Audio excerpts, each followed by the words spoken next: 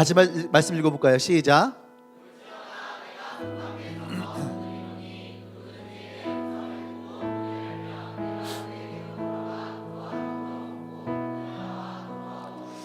아멘. 자, 우리 말씀 제목 읽겠습니다. 시작. 네, 예수님을 만난다라고 하는 것이 어떤 의미냐?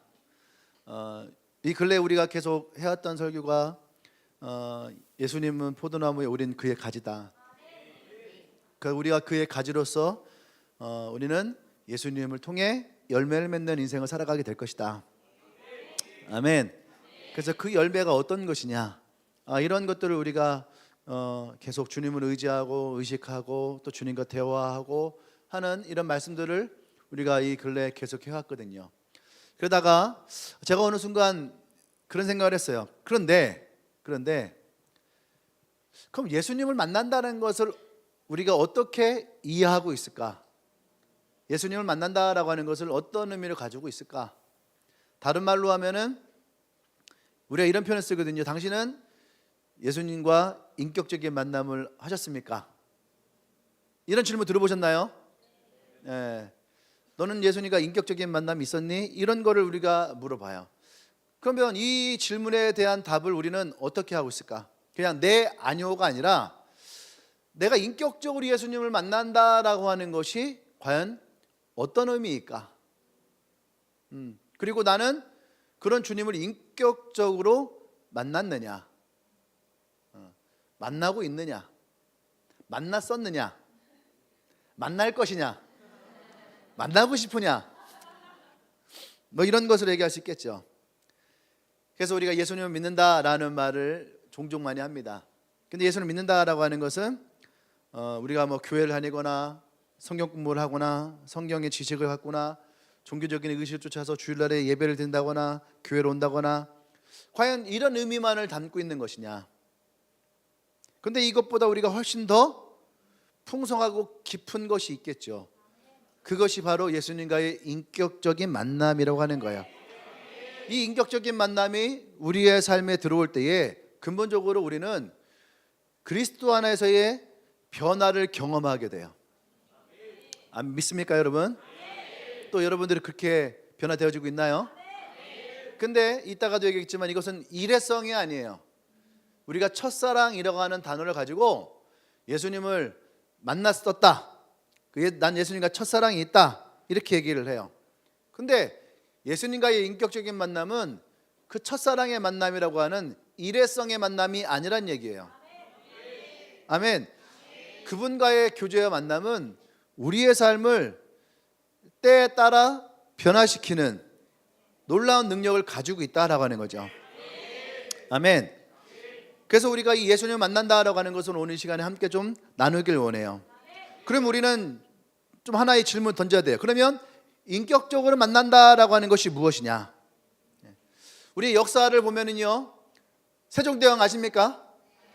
자, 세종대왕이 뭘 만들었죠? 한글 빼고 한글 빼고 세종대왕님이 너무나 많은 것들을 만들었거든요. 그 세종대왕 때에. 그래서 요 근래에 세종대왕 때에 만들어진, 특히 이제 장영실이 만들어 놓은 그런 발명품들이 지금 이 시대에 와서 과학을 가지고 보니까 너무나도 뛰어나다는 거죠. 추구기 같은 경우는 현대 과학에서 측정하고 있는 과학 기제물로 측정하는 거와 거의 동일한 결과치를 얻어낸다는 거예요. 그래서 어떻게 이것을 500년 전에 이런 것을 만들었느냐라고 하는 감탄의 말들이 요즘 재조명되고 있습니다. 예. 이수신 장군 아시나요? 어떤 분이신가요? 그래도 다행히 이수신 장군 우리가 잘할 수 있는 몇 가지의 영어 제목들이 있죠. 뭐가 있어요? 그래, 명량 또 한산 또 노량. 예, 훌륭합니다, 여러분. 이 정도만 알아도 뭐 너무 훌륭한 거죠.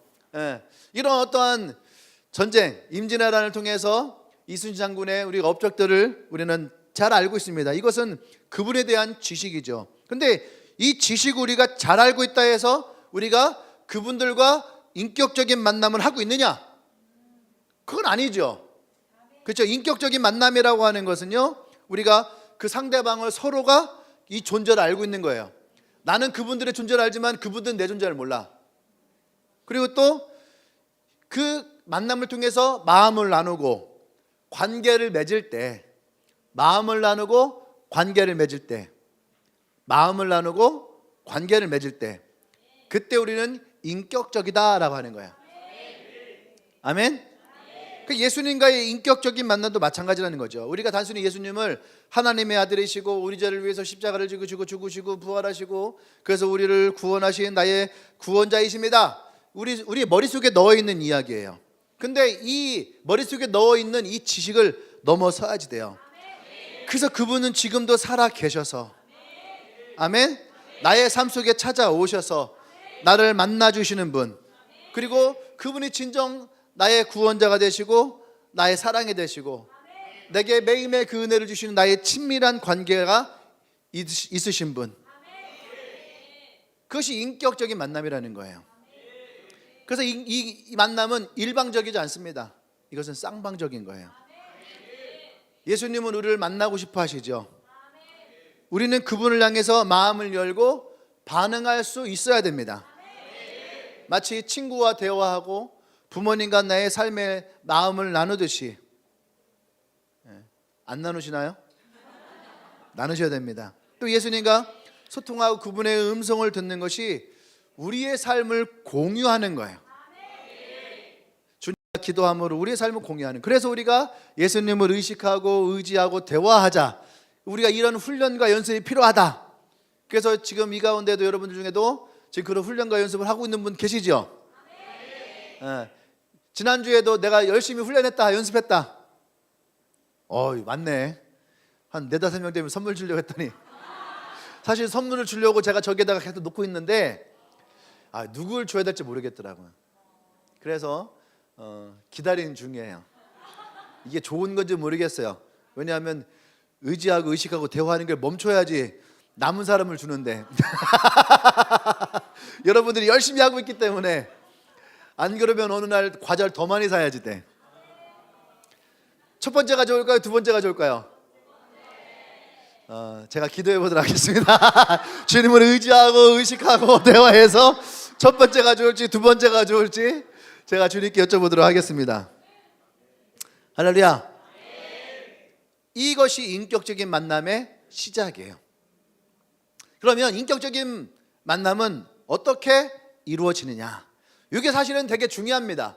그러니까 제가 자료 같은 걸 많이 찾아봤거든요. 근데 그냥 인격적인 만남, 말씀을 통해서, 기도를 통해서, 뭐 수련회를 통해서, 어떤 부흥회를 통해서, 어떤 뭐 성경 공부를 통해서, 뭐 훈련을 통해서, 막 이런 것들은 되게 많아요. 그런데 내가 그걸 알고 싶은 건 아니잖아. 그렇죠? 그걸 알고 싶은 게 아니라, 그래서 어떻게 해야지 인격적인 만남이 일어나는데, 그래서 이게 조금 더 뭔가 좀 내가 와 다 할 수 있는. 근데 여러분, 이게요 쉬운 건 아니에요. 이거를 예수님과 인격적인 만남을 경험한 사람들은요, 이게 경험되어졌기 때문에 그게 어렵지는 않거든. 근데 경험되어지지 않고 혹은 이것을 잘 모르면은요, 이게 굉장히 궁금하고 어려워요. 근데 경험된 사람은 이게 좀 뭐랄까 쉽다라고 하는 표현보다 그냥 돼요. 저도 이제 제가 고등학교 1학년 때 예수님을 인격적으로 만났다라고 하거든요. 근데 그때에 있었던 저의 경험들, 이제 좀 이따가 이제 그것도 이제 함께 얘기하겠지만, 이거 마치 그런 거 비슷한 거예요. 뭐냐면, 저는요 야구를 배워본 적이 없어요. 근데 어느 순간 야구해야지 하고 자꾸 공을 던졌더니 가운데 들어가. 그리고 치는데 공 오니까 쳐야지 하고 쳤는데 홈런이 됐어. 나는 다 그렇게 하는 줄 알았어. 그냥 다들 이렇게 다 이렇게 치면 된 줄 알았어요. 종창이 한번 일어나봐. 자, 앞에 보고 공 던지는 옆 이렇게 서서 자, 한번 공 한번 던져봐봐. 던져봐봐.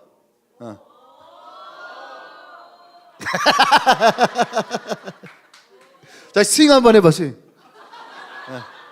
스윙.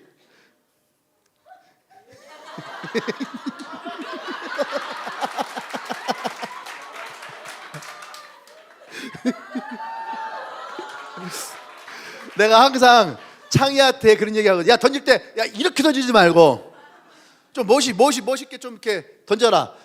스윙할 때에도 자세 잡을 때에도 항상 이렇게 서거든. 좀 멋있게 이렇게 좀 멋있게 이치로가 쓰는 것처럼 멋있게 이렇게 한번 서봐. 그러거든요. 예. 근데 나는 이게 그냥 다 되는 줄 알았었어. 근데 어느 날 이제 우리 DLC 야구단을 만들어서 연습을 시키는데 잘 안 되는 거야.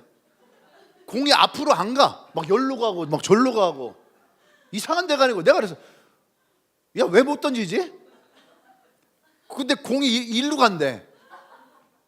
뭐 손가락이 뼈나? 왜 공이 일로 가지? 그러니까 우리 김재형이 맨날 연습해요. 맨날 연습해. 그러니까 스윙 좀 잘해라. 뭐 스윙 연습을 시키기도 하고 막 그래. 그러가고 또 이제 야구하는 날 가요. 갈 때는 막 오늘 안타를 치리라 하고 가. 그러다가 한 개를 또 못 치고 와. 그러면은 갈 때 고개 숙이고 그럼 갈 때 그럴 거거든. 야구를 그만해야 되나? 그러다가 또 교육면은 또 다시 막 연습하고. 근데 잘하는 사람들은요 그냥 와서 치면은 쳐지거든. 근데 제가 이걸 보면서 느끼는 건 뭐냐면 경험되어진다라고 하는 거. 이거를 어떻게 이론적으로 말로 다 표현할 수는 없는 거예요. 이건 여러분들이 경험되어져야 되는 거예요. 자세가 좋다 해서 공을 잘 때리는 것은 아니에요. 자세가 옛날 롯데의 어떤 선수 중에는요 뭐 이렇게 치는 분이 있어요. 이렇게 자세가 딱 쓰면은 이렇게 있다가 어떻게 저거를 치지 하다가 공이 오면 잡고서 이렇게 치거든. 또 서건창이라는 선수가 있어요. 지금 기아 타이거즈에 왼손잡이 쓰는데 그분 어떻게 쓰냐면요 이렇게 해서 이렇게 아니 프로 선수인데 이렇게 쓰는데 저걸 어떻게 치지? 근데 3할을 넘게 쳐요. 우리나라 최대 안타 쳤던 분이야. 지금은 이대영이라고 있는데 이분은 지금은 이제 해설가인데 해설하는 중에서 지금 탑 클래스예요. 근데 이 이대영이라는 선수를 어떻게 치냐면요 쳤을 때 이래. 자세가 되게 민망해요. 이래. 그래서 치는 것도 아니야. 툭 대고 그냥 막 뛰어. 옛날에 번트 대고 이루수 키가 넘었는데 2루까지 뛰었어요. 발이 엄청 빨라요. 야, 저 자세를 어떻게 치지? 요즘에 제일 핫한 선수 중에 하나는 이정우라는 분이 있는데 이 친구는 지금 메이저리그 지금 씹어먹고 있거든요. 근데 어떻게 치냐면 자세를 이렇게 끌어모아. 이렇게 끌어모았다가 어떻게 치지? 그런데 엄청 잘 쳐요. 자기는 보면 다 칠 수 있대. 그런데 이제 쓸데없는 얘기를 한참 했는데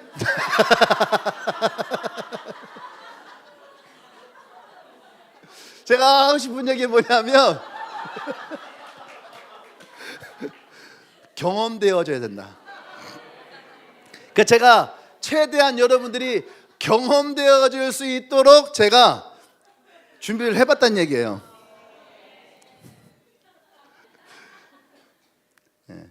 자, 들어가도록 하겠습니다. 구체적으로 어떻게 우리가 예수님과 인격적인 만남을 하느냐. 근데 이 인격적인 만남이라는 것은 예수님께서 먼저 우리에게 초청의 손을 내미신다는 거예요. 초청하세요. 그리고 우리가 이 초청에 우리의 마음으로 응답할 때 어떻게 응답한다고요? 마음으로 응답할 때 비로소 이 만남이 이루어지는 거예요. 좀 더 쉽게 얘기하면은 내가 집에 다른 사람을 초청을 합니다. 오늘 우리 집에서 저녁을 먹을 건데 너 오늘 우리 집에서 저녁 먹을래? 이렇게 초청을 해요. 그러면은 초청을 받는 사람들이 그래 알았어 내가 이따가 갈게 하고 약속을 하죠. 이건 약속이에요. 근데 응답은 뭐냐면 그래서 그 시간에 그 장소에 가서 그 음식을 먹을 때 그게 응답이라고 하는 거예요. 이해되시죠? 내가 아무리 좋은 음식을 만들어 놨어도 초대받은 사람이 갈게 하고 안 와버리면은 응답되는 게 아니죠. 그 사람이 그 초대된 장소에까지 와서 그 만남이 이루어질 때 그것이 응답이다 하는 거예요. 아멘. 인격적인 만남도 마찬가지예요. 우리는 늘 예수님을 만나고 싶어 한다라고 얘기를 합니다. 예수님도 늘 우리를 초청하시죠. 이 초청에 대한 우리의 응답이 중요하다라고 하는 거예요. 아멘. 근데 주님의 초청이 어떤 것이냐? 주님은 우리를 어떻게 초청하느냐? 그것은 뭐냐면 복음을 들을 때 우리는 예수님의 초청이 우리 가운데에 전달되어져요. 아멘. 그러니까 복음은 뭐냐 이거야. 복음은 우리가 다 알고 있는 것처럼 우리의 죄를 위해서 하나님과 멀어졌던, 그래서 스스로 구원받을 수 없는 우리의 존재지만 하나님이 우리를 사랑하셔서 그의 아들을 우리에게 보내시고, 그래서 한 사람도 멸망치 않고 영생을 얻게 하기 위해서 십자가에 죽으시고 부활하셔서 나와 여러분들이 구원자가 되어져서 내게 영원한 생명을 주시는 것, 이것이 복음이라고 하는 거죠. 아멘. 이 복음을 들을 때 성령께서 우리의 마음 가운데에 역사하세요. 아멘. 성령 우리 마음 가운데 역사하십니다. 마치 잠들어 있던 우리의 영적인 양심을 깨우고 나의 눈을 가리웠던 비늘이 벗겨지고, 그 성령님은 우리가 죄인이라는 것을 깨닫게 하시는 것. 아멘. 이 복음이 우리 가운데 와야 돼요. 아멘. 근데 이것을 이렇게만 얘기하면은 여기서 끝나버리는 거죠. 이걸 제가 그래서 여러분 앞에 조금 더 쉽게 설명을 하려고 합니다. 자, 보세요. 우리가 복음을 다 들어요. 복음 안 듣는 사람 한 명도 없어요. 이 복음 모르는 사람 하나도 없어요. 다 알고 있는 거예요. 근데 성령께서 우리의 마음 속에서 역사하신다라고 하는 거예요. 성령께서 우리 마음에 역사하세요. 믿으십니까? 우리가 예수님을 영접할 때에 성령님이 내 안에 계세요. 그리스도인 성령이 내 안에 들어와 계십니다. 들어오세요. 그 들어오신 예수님이 내 안에서 어떤 것을 이루시냐면은 잠들었던 나의 영적 양심을 깨운다라고 하는 거예요. 이거 기억하세요. 잠들어 있던 나의 영적 양심. 여러분들이 예수님의 초청을 안 받은 것이 아니에요. 교회를 오랫동안 다녔으면은 예수님은 우리를 초청하셨거든요. 내가 너 만나고 싶다. 난 너와 더 깊은 만남을 이루고 싶다. 이러한 초청이 우리 가운데 계속 있었다는 얘기. 언제요? 말씀을 듣던, 수련회를 가던, 성경 공부를 하던, 큐티를 하던, 성경을 읽던, 기도를 하던, 어느 순간에든 예수님은 우리를 초청하시세요. 그런데 우리의 영의 양심이 잠들어 있다라는 거예요. 이게 무슨 말이냐면, 설교를 들어요. 아, 그래, 좋은 말이야. 그래 하고 그냥 가. 좋은 말인 건 알지만 아까 약속처럼 그래, 내가 갈게 하고 그냥 그 시간을 흘려버리고 그 만남의 장소로 다 가지 않는 것처럼, 우리가 은혜는 받고 그래, 오늘 좋은 말씀이야, 야, 오늘 설교 괜찮았어, 들을만 했어 하고, 그것이 내 마음 가운데에서 죽어있는 내 양심을, 영적인 양심을 이렇게 세워야 돼요. 그래서 우리가 예수님을 만났다라고 할 때에 찾아오는 여러 가지 중에 하나가 뭐냐면, 내가 죄인인 것을 내가 깨달아요. 내가 죄인인 것을 깨닫고 우리가 회개하죠. 그래서 대부분 중고등학교 때 우리가 예수님과의 첫사랑을 있었습니다 라고 할 때 우리가 제일 많이 하는 얘기가 뭐냐면은, 그때 회개 기도를 하고 막 눈물을 흘리고 막 내가 예수의 십자가를 붙잡고 막 그렇게 울었다라고 여러분들이 고백하고 생각하는 게 많아요. 근데 그 회개가 뭐냐 이거예요. 우리가 회개라고 하면은 우리도 모르게 내 육적인 죄를 제일 먼저 떠올려요. 근데 그거는 두 번째예요.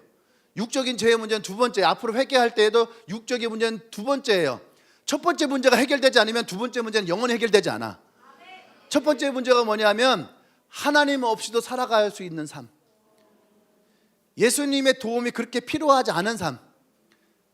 그래서 여러분, 중고등학교 때 왜 첫사랑이 많은 줄 알아요? 이 중고등학교 때가 제일 순수해.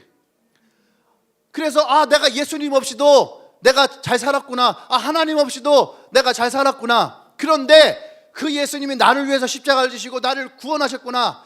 그래서 내가 이제는 예수님을 의지하고 예수님을 나의 구원자로 삼고 내가 그렇게 살아야지, 이렇게 얘기를 해요. 그런데 20대가 되고 30대가 되고 40대가 되면 뭐라고 하냐면, 내가 그때는 예수님과 첫사랑이 있었는데 지금은 내가 세상에 때가 많이 타서, 이렇게 얘기를 해요. 그러면서 지금도 예수님의 그 초청 가운데에 우리가 이 초청을 받으면서도 이 초청에 가지 않는 거야. 예? 나는 나이가 먹어서 내가 지금 교단 지 몇 년인데 야, 그거 내가 다 아는 얘기야. 이렇게 얘기를 해요. 이게 뭔지 아십니까? 교만이에요. 교만은 패망의 선봉이라고 그랬는데, 이 말의 의미가 뭐냐면, 이 교만은 하나님 없이도 내가 살아갈 수 있다라고 하는 거예요. 그러니까 망하는 거예요.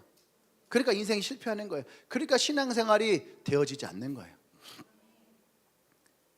판타지 영화나 판타지 만화, 영화 이런 걸 보면요, 인간계가 있고 신계가 이렇게 나와요.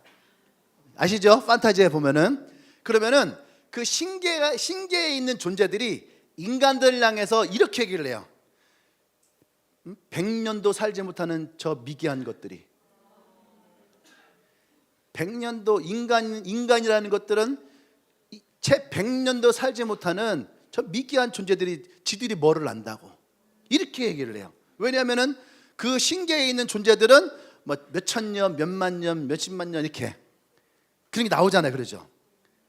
그러니까 인간이라는 존재는 보세요, 100년도 채 살지 못하는 연약한 존재예요.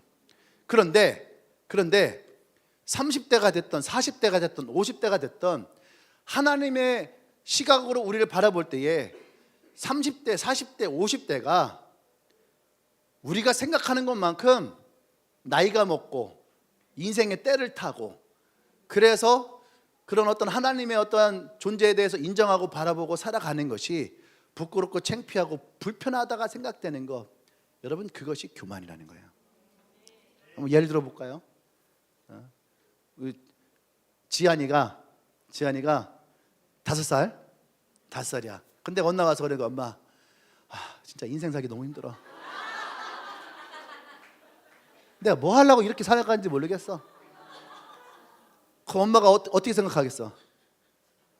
여러분 어떻게 생각 들어요? 이 말 들었을 때, 저 어린 놈이 지가 뭘 안다고, 지가 인생을 살았으면 얼마 산다고, 그지? 그렇게 생각해요. 그 엄마가 35살이에요. 그럼 70살 먹은 분이 그러는 거죠. 35살이 와서 너무 힘들어 인생 살기. 그러면 저 35살짜리 뭘 한다고, 인생 70은 살아봐야지. 근데 100살 되시는 분이 70살이 와서 그러는 거, 내가 나이 드니까 너무 힘들고 지치고. 야, 네 때가 좋은 때야. 이해 되십니까? 우리 어머니가 이제 내년가 이제 80이신데, 이제 누가 얘기하다가 70대라 하니까 아이고 좋을 때다. 우리가 볼 때에도 35살짜리가 5살짜리 보면은 그 인생이 보잘것없게 보이고, 70살 되시는 분이 35살 보면은 그 인생이 보잘것없게 보이고, 70년이면은 그래도 인생 살 만큼 사는데 100살에 보실 때는 넌 아직 지금 한참이라고 하고. 그런데 창세부터 계셨던 하나님이 우리를 바라보실 때에 우리가 이렇게 얘기하는 걸 보면은 그분이 뭐라고 하시겠어요? 그런데 우리는 우리 스스로가 되게 나이가 먹은 것처럼, 되게 인생을 오래 산 것처럼.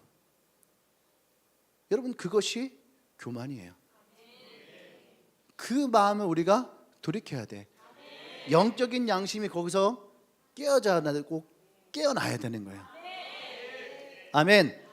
그래서 성령님이 우리 가운데에서 이것을 계속 말씀하시고 가르치시려고 하는 거예요. 아멘. 네. 그리고 보세요, 로버트 몽환하는 분이 쓰신 내 마음에 그리스도의 집이 있어요. 우리가 오늘 계시록 3장 20절에 보면은 예수님이 우리에게 와서 문 앞에서 두들기신대요. 그래서 그분이 들어가길 원하신다는 거죠. 그런데 이 성경의 말씀을 우리는 대부분 다 교회를 다니지 않는 사람에게 적용을 해요. 그런데 이 요한계시록 3장에는요 라오디게아라는 교회가 있어요. 이 교회는 이미 예수님을 믿고 있는 교회예요.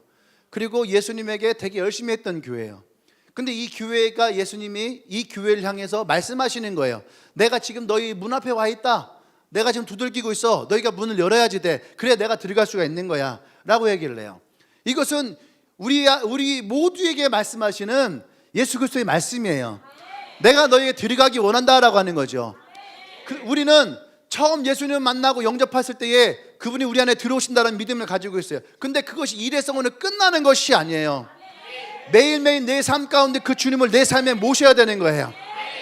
그 로버트 멍어의 내 마음에 그리스도의 집에 가면은 그 집 구조를 가지고 나눠놨어요. 침실, 거실, 또는 뭐 이렇게 욕실, 또 이제 뭐 주방, 또 이렇게 서재, 또 뭐가 있을까요? 뭐 운동하는 공간, 뭐 이렇게 나눠있다 생각해 보세요. 그런데 여러분, 우리의 마음에 문이 몇 개 있을까요? 여러분의 마음에 문이 몇 개 있을 것 같아요? 한 개가 있어요? 아니에요. 우리의 마음의 문은요, 수백 개, 수천 개, 수만 개, 수십억 개가 있을 수도 있어요. 왜? 순간순간마다 주님은 그곳에 들어오기를 원해요. 점심 먹을 때 주님 놓고 하세요. 내가 너와 들어가서 먹기를 원한다. 너 뭘 먹을 거니?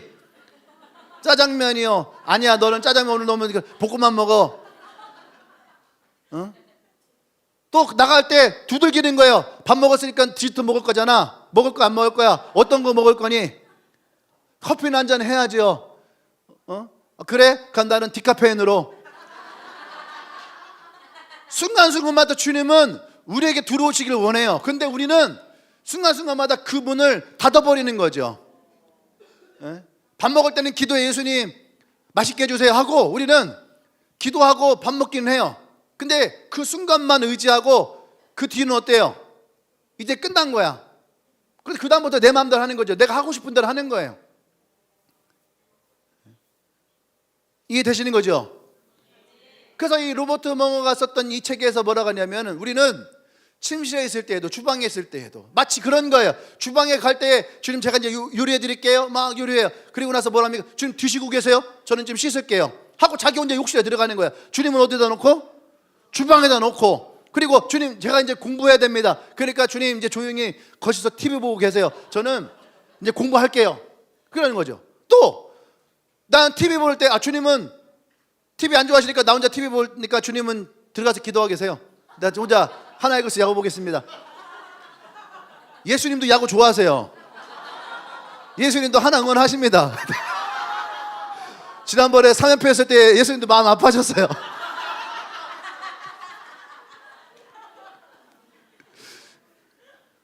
근데 우리는 먼저 지레짐작하고 내가 먼저 결정 내버리고 이건 아니야, 주님은 아니야 라고 하고 나 혼자 가려고 하는 거죠. 이게 뭐예요? 내 죽은 영적인 양심이라는 거예요.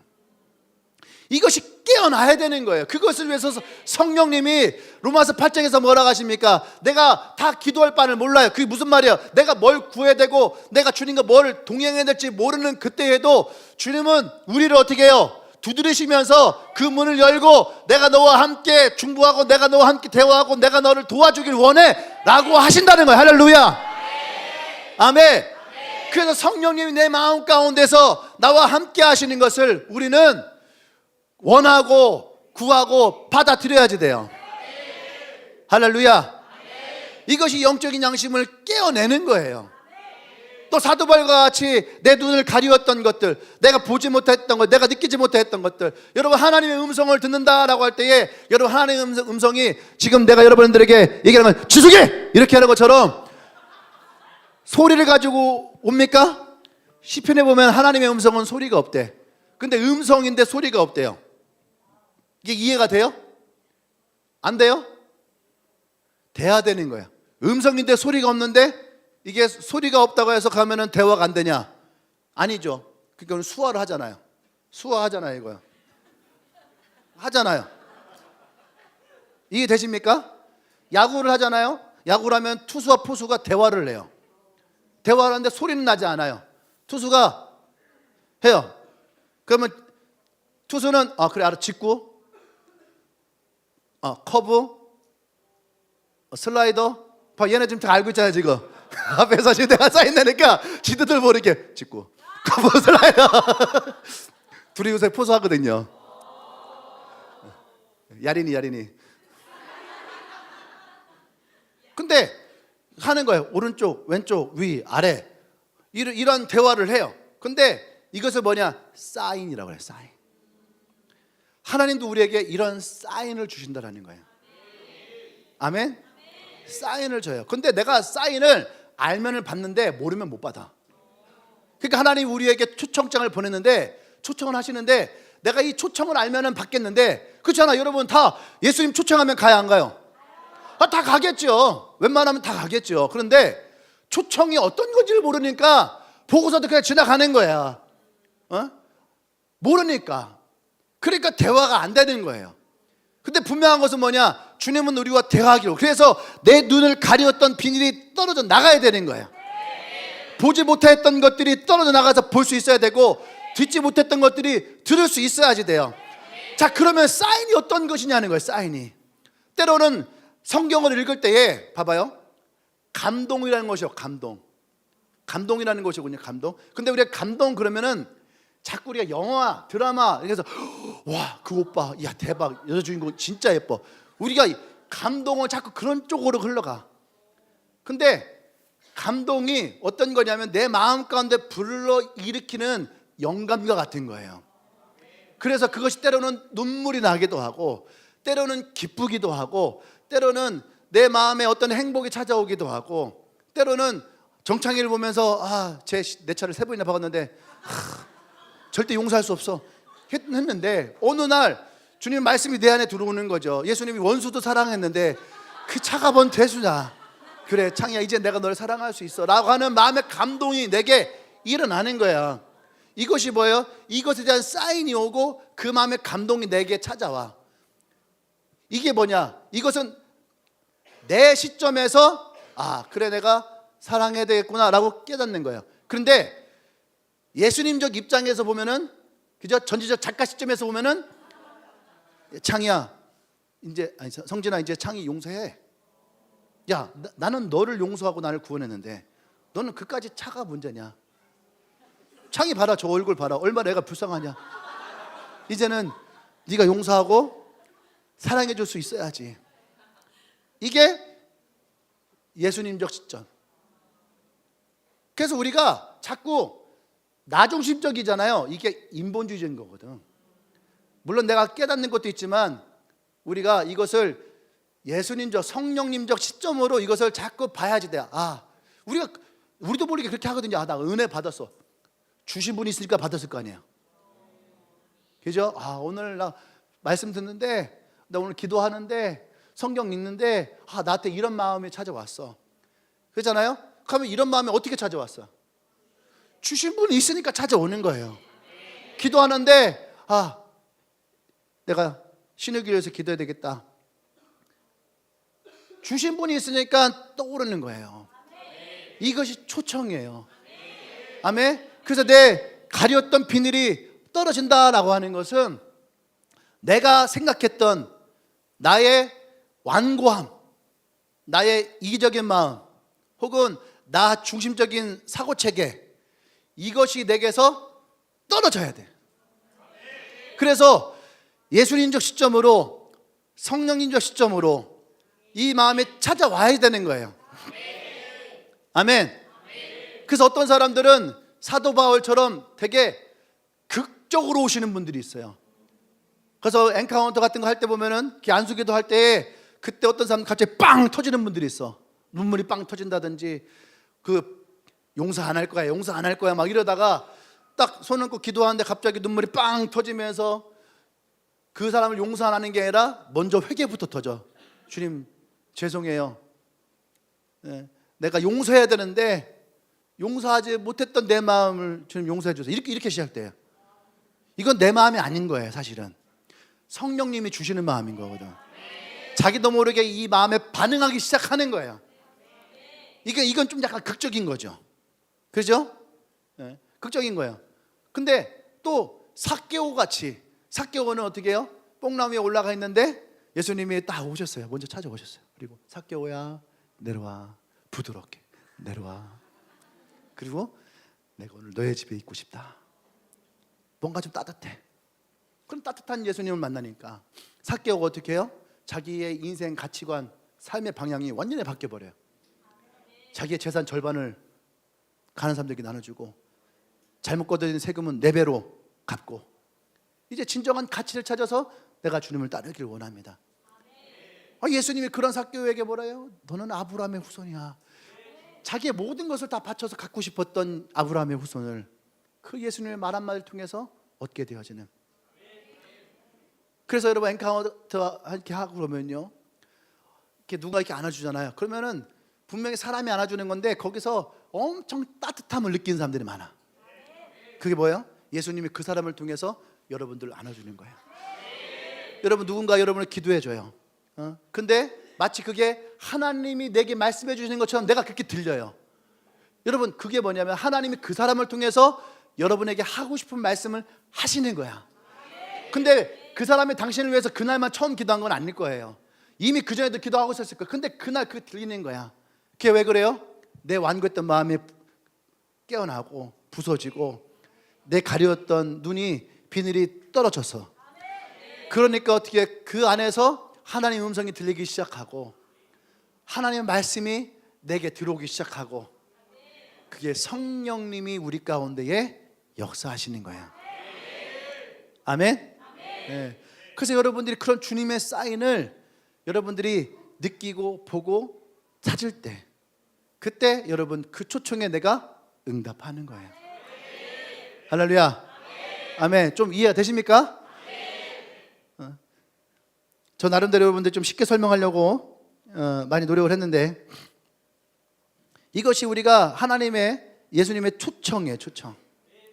아멘. 그래서 우리가 뭐 말씀을 듣는다든지 혹은 엔카운터에 참여했을 때에 그렇게 우리 마음에 찾아요. 내가 너와 함께하고 싶다. 내가 너를 사랑한다. 내가 너를 기다렸다. 너는 귀한 사람이다. 내가 너를 얼마나 예뻐하는지 모른다. 너는 혼자라 생각했지? 아니야, 난 항상 너와 함께 있었어. 그래서 엔카운터 때 이런 마음들을 받는 사람들이 너무너무 많아요. 아멘? 네. 어떤 사람은 그 하나님의 부재로 인한 상처를 받은 분들이 있거든. 내가 힘들 때, 어려울 때, 또 집안에 문제가 생겼을 때 내가 그렇게 기도했는데 왜 하나님은 들어주지 않았습니까? 왜 하나님은 나와 함께하지 않습니까? 근데 이 엔카운터 가운데에 그때 하나님이 나와 함께 하셨구나. 하나님이 그때 나를 도우시고 있었구나. 하나님도 나 때문에 많이 슬퍼하셨구나. 이것을 그 마음에 느껴요.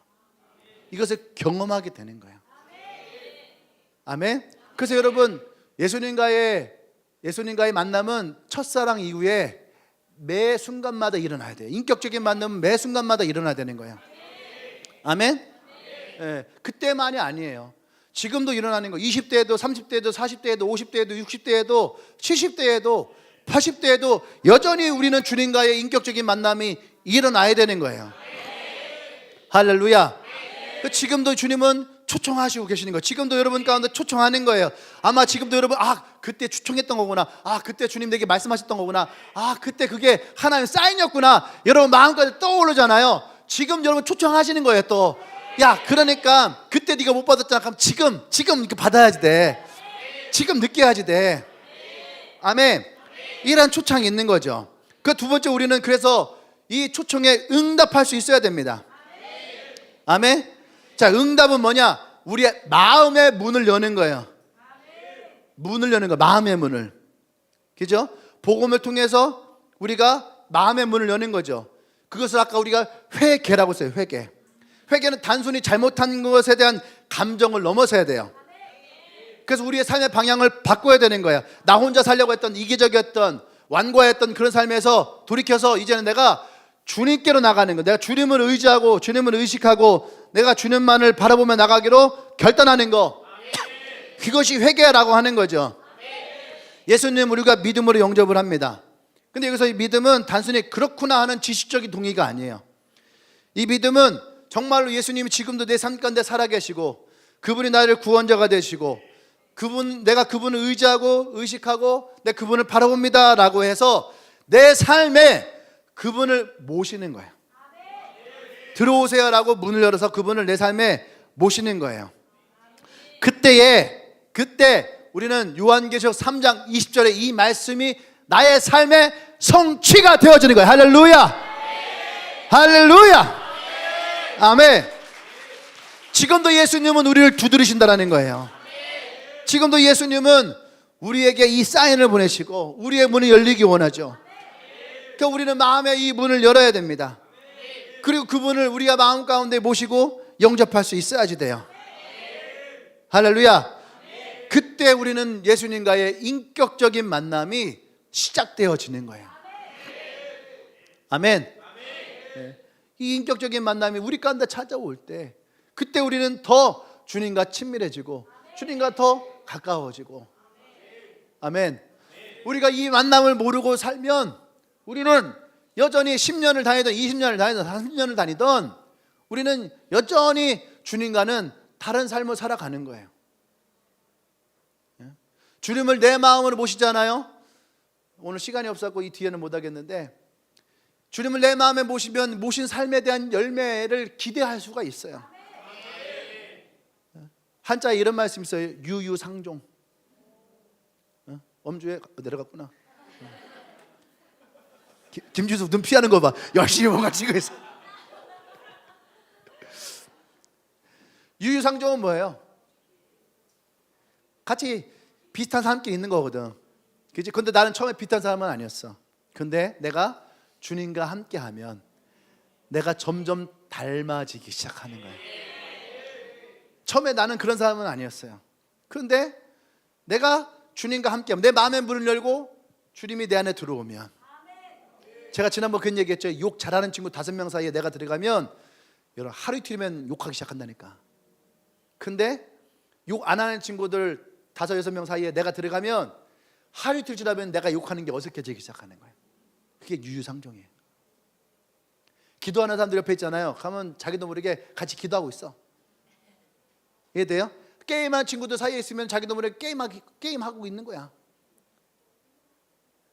우리가 예수님과 가까워지면 가까워질수록 여러분 내가 노력하지 않아도 우리는 예수님을 닮아가게 돼요. 예수님을 닮아가게 되면 그러면 어떻게 됩니까? 우리의 삶은 자연스럽게 변화되어져요. 그래서 우리가 그렇게 얘기합니다. 예수님을 만나면 인생이 바뀐다. 예수님을 만나면 가정이 변화된다. 예수님을 만나면 너의 생각이 바뀌고 너의 태도가 바뀌고 너의 언어가 바뀌고 너의 운명이 바뀌게 될 거야. 여러분 사도 바울처럼 극적으로 운명이 바뀌는 사람들도 있어요. 삭개오처럼 예수님의 사랑에 젖어들어서 삶이 바뀌는 사람도 있어요. 이것은 다 절대적인 것은 없는 거예요. 하나님은 인격적이시기 때문에 동일하게 찍어내지 않으세요. 그 한 사람 한 사람에게 맞춰서 그 사람과 함께 서서히 들어가서 먹고 마시고 함께 하시면서 동질화가 되어지는 거예요. 내가 주님과 동질화가 되어지는 거예요. 그러면서 우리의 삶에 예수 그리스도 닮아가는 성품이, 예수 그리스도 닮아가는 성도가, 예수 그리스도 닮아가는 제자가 되어지는 거예요. 제자 훈련에서 제자가 되는 게 아니고 비전 스쿨에서 비전 생기는 게 아니야. 선교 훈련 가서 선교사가 되는 게 아니에요. 내 안에 그 예수님이 들어오셔서 그 예수님의 마음을 가지고 내가 그 마음 안에서 하나가 될 때, 그때 내가 진정한 예수님의 제자가 되고 자녀가 되고 형제가 되고 친구가 되고. 아멘. 그래서 우리가 그 예수님과의 인격적인 만남, 예수님과의 그 친밀한 만남이 그래서 우리에게 있어야 돼요. 아멘. 엊그저께 우리 태영이랑 예언이랑 제가 프리 엔카운터를 했거든요.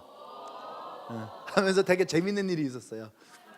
태영이한테 너는, 내가 이제 그런 얘기 했거든요.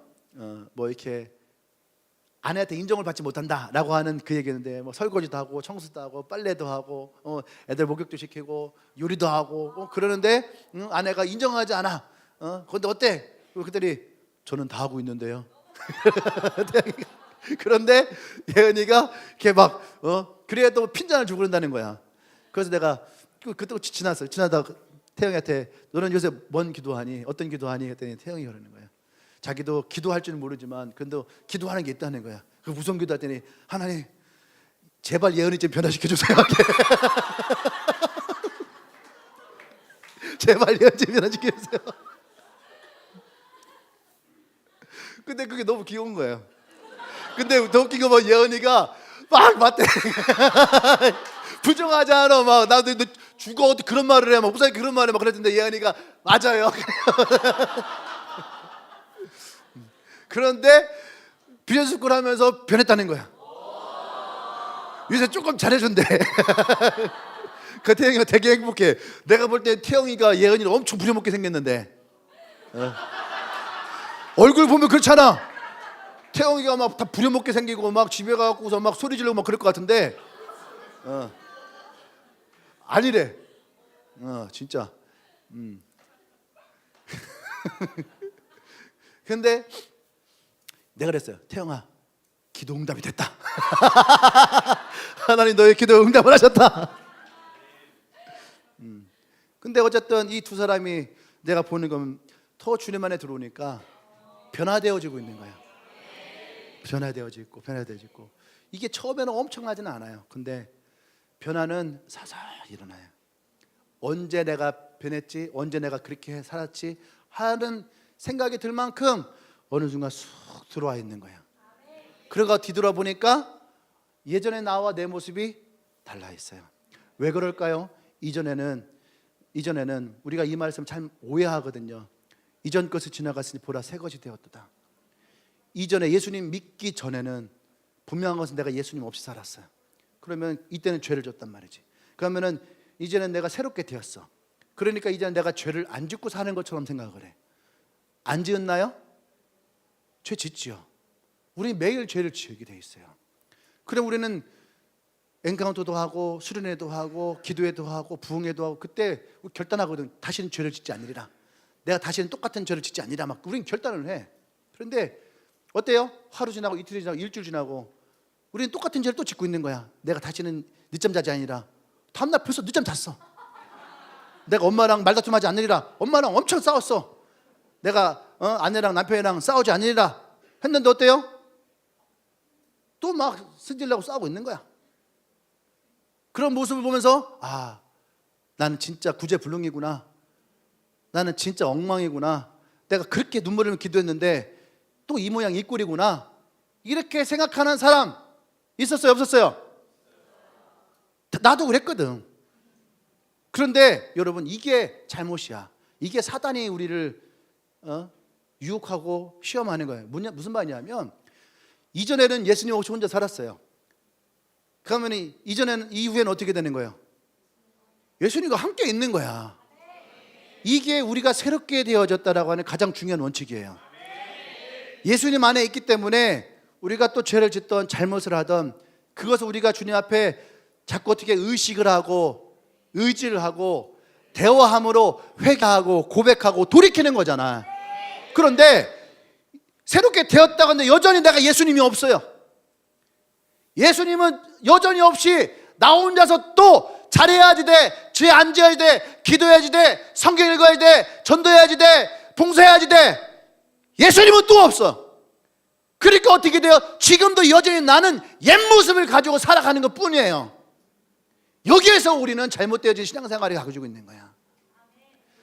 우리가 예수님을 인격적으로 만났다라고 하는 것은 그래서 이제 내가 주님과 함께 가는 거예요. 또 죄를 져요, 또 잘못을 해요, 또 실수를 해요. 그래도 내가 주님과 함께 하면서 주님을 의식하고 그래서 주님께 회개하고 돌이키고 내가 더 잘하기 위해 또 내가 도전하고 일어서고. 왜요? 주님이 나를 격려하고 위로하고 괜찮아 위로하시고 다시 나를 세워주시고. 여러분 이 관점으로 보셔야 되는 거예요. 새롭게 되었다라고 하는 것은 예수님이 여러분들을 괜찮아, 일어나, 잘할 수 있어, 지금도 수고했어, 넌 얼마든지 더 좋아질 수 있을 거야. 할렐루야. 이게 내가 예수님과 동행하고 이게 내가 예수님과 인격적인 만남을 통해 살아가는 우리의 진실한 삶이에요. 할렐루야. 아멘. 여러분 오늘 이 말씀은 굉장히 중요한 말씀이에요. 난 여러분들이 이 말씀 많이 마음에 새겼으면 좋겠어요. 아멘. 그래서 우리가 프리엔카운터 지금 많이 했거든요. 프리엔카운터의 변한 부분 중에 하나가 뭐냐면 우리 인생은 빈 배와 같았어요. 예전에는 빈 배야. 베드로가 수고하고 노력했지만 열매 하나 얻지 못하고 물고기 한 번 잡지 못했던 인생. 그런데 이제는 내가 내 빈 배에 예수님을 초청을 했어요. 아니, 예수님이 우리를 그곳에 부르신 거죠. 그분이 먼저 오르신 거예요.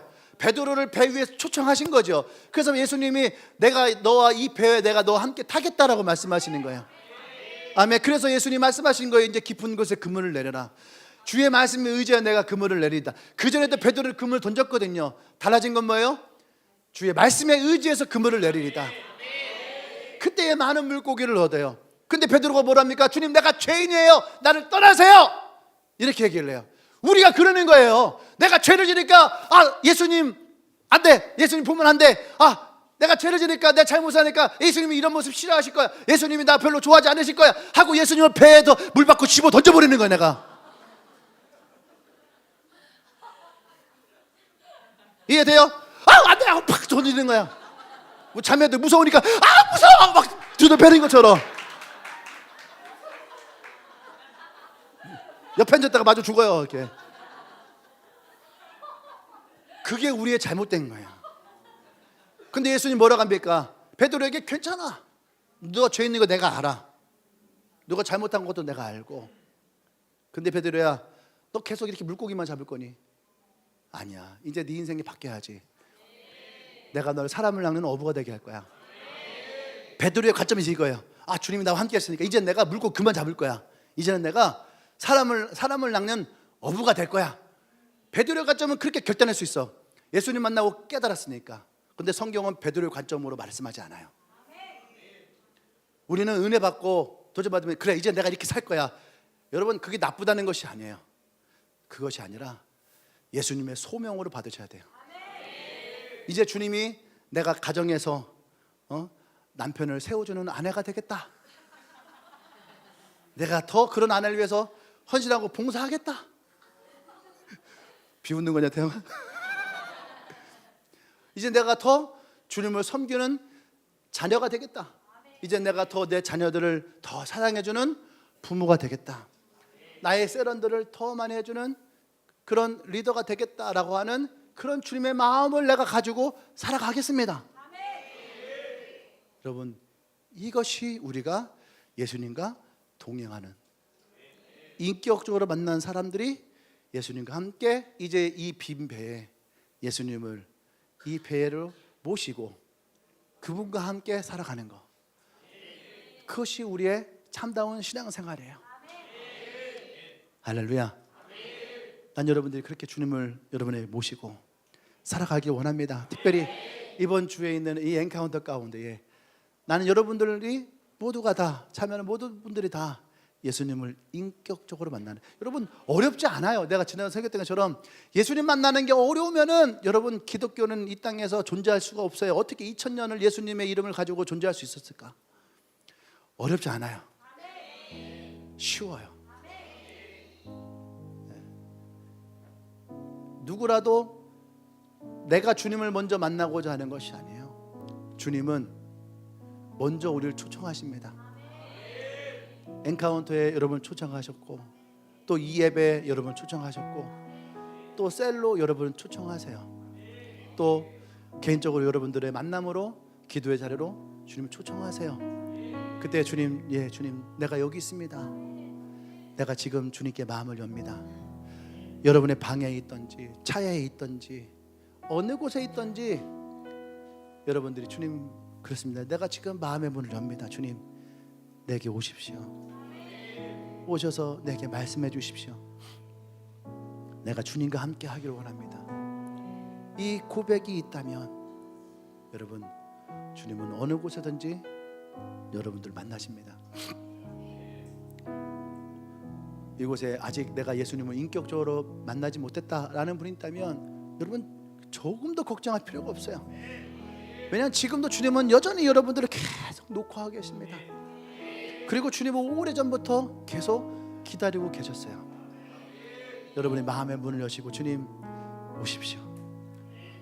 또 예전에 첫사랑을 경험했던 분들 지금 혹시 마음이 식어졌습니까? 아니면은 그 한 번의 경험을 가지고 여러분들이 그랬으니까 하고 교만한 마음으로 살아가고 계십니까? 오늘날 여러분들이 그 마음을 돌이켜서 예수님을 다시 인정하시고 여러분의 삶으로 초청하셔서 무수히 많은 여러분들의 문에서 주님을 모셔드리기를 원합니다. 우리 함께 시간 기도하겠습니다. 기도할 때에 먼저 가슴에 손을 얹었으면 좋겠어요. 우리가 오늘 설교가 인격적인 만남이니까 우리가 다시 예수님을 내 마음에 모시는 기도를 하기 원합니다. 그래서 저희 기도를 따라 하십시오. 예수님, 내가 죄인입니다. 예수님 없이도 내가 잘 살 수 있을 것이라 그렇게 생각하며 살아왔습니다. 때로는 예수님을 알면서도 예수님을 무시하고 모른 척하고 내가 하고 싶은 대로 나의 마음대로 살아왔습니다. 이런 내 마음을 예수님께 회개합니다. 내 마음을 돌이켜 내 마음의 문을 열고 예수님을 내 마음에 모십니다. 내 마음속에 들어오셔서 나의 삶의 한 가지 한 가지를 주님이 다 터치하여 주십시오. 그래서 내 삶이 주님과 동행하기를 원합니다. 주님과 진실한 만남이 이루어지기를 원합니다. 언제든지 내 마음속에 역사하여 주시옵소서. 오직 예수님만이 나의 구원자이심을 고백합니다. 예수 그리스도 이름으로 기도합니다. 아멘. 할렐루야. 또 이 시간에 함께 이 시간 기도하십시다. 우리 한 가지만 기도했으면 좋겠는데요, 우리 한번 기도할 때에 주님, 내가 이 진실한 만남을 이어가기를 원합니다. 말씀을 통해서 내게 주셨던 이 말씀들을 나의 삶에서 하나님 문을 엽니다. 주님 떠오르게 하시고 깨닫게 하셔서 내가 주님을 더 의지하고 의식하며 내가 주님께 나아가기를 원합니다. 그래서 이 진실한 만남이 내 삶 가운데 더 풍성해지기를 원합니다. 내가 주님과 더 친밀해지기를 원합니다. 주님 들어오시옵소서. 나와 함께하여 주시옵소서. 기도합니다.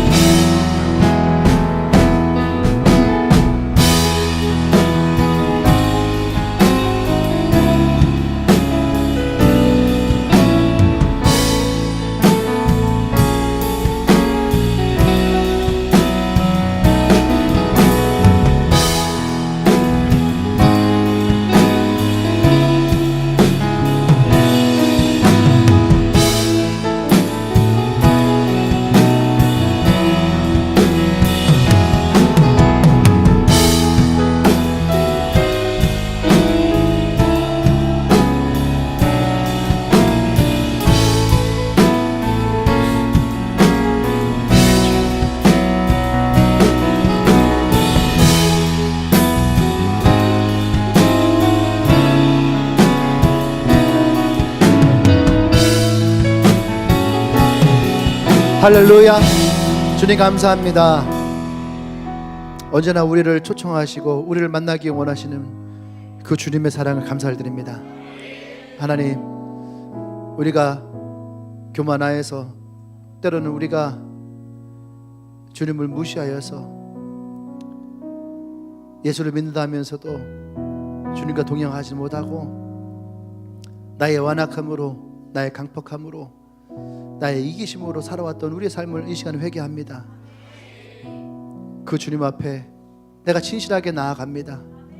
우리의 마음을 열고 다시 한번 내 마음 가운데 예수님을 모십니다.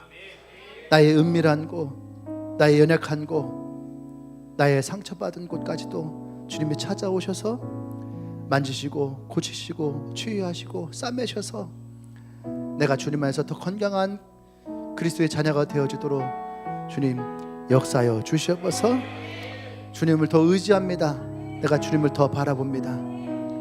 오늘 이 예배 가운데 찾아온 모든 한 사람 한 사람을 축복하오니 주님 이들의 삶에 주님 기름 부으시고 역사하여 주셔서 이제는 우주 예수 그리스도의 구속의 은혜와 하나님의 크신 사랑과 성령 교통 역사하심이 오늘 마음의 문을 열고 예수님을 내 마음에 모심으로 그분과 함께 먹고 또 내가 그분과 함께 먹으리라 고백하고 다짐하며 선포하는 주님에게 모든 성도들 위해 지금부터 영원토록 함께 하시기를 간절히 축원합나이다.